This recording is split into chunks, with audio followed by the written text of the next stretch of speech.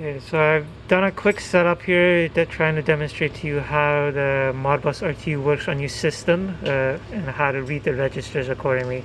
So right now I've set up a unit similar to your analyzer. We're feeding in dummy signals, and as you can see we're getting all sorts of readings for different gases, and we're also getting a temperature reading.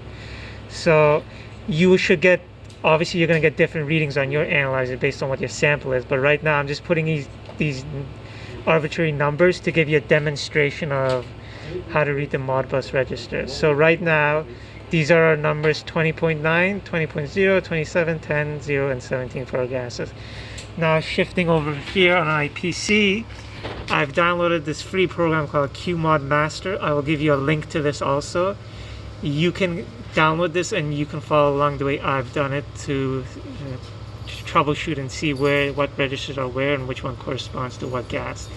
So in this instance, I have hooked up my USB adapters. You should have something similar to this on your analyzer. This is where you plug in. I believe you've already gotten this far. In my Windows settings, when I go to USB COM port, properties, port settings, these are my port settings. As you can see, 9600, 8, even, 1, and none. And you say OK. So I am on port 3. Now my QMod Master, what I have done is I have gone here. If I go to options, Modbus RTU, this is how we set it up. This is how I have set it up now. We've gone to serial device COM3, serial port 9600, 8, 1, even, and RTS is disabled. Similar setup to what I just showed you. So I go okay. So now the next thing, what you want to do is I'm going to disconnect this. So now that we've had our setup, what you want to do is you want to do something similar to this. So it goes RTU, our default slave address is 1. It should be 1 on your analyzer also. Scan rate is at 100. This is the start address at 1. So we want to start our read our input registers starting at address 1. Number of registers, I've just selected 20 just to give you a demonstration. Float, and then the precision is 5. So once we're ready to do that, and this has already been set up, so this has been set up, what we're going to do now is we're going to go connect, and then we're going to start scanning.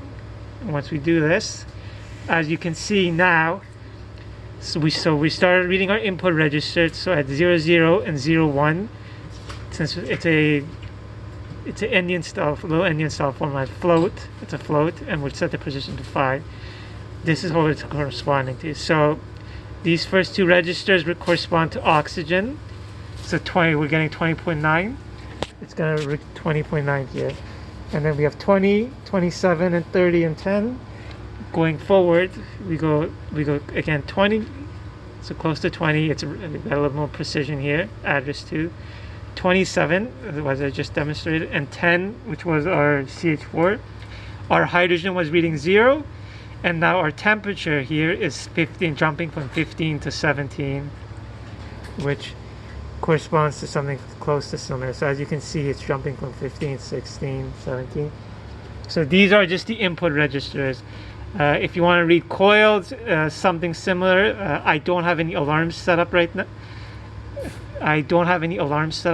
But if I wanted to check it out, I believe I can go here. Read coils, start address 1. Sure, we'll just connect. And start scanning. So these correspond to the different relays within the analyzer. Unfortunately, I don't have any hooked up right now, but this would be where your relay coils and input registers would be on this program.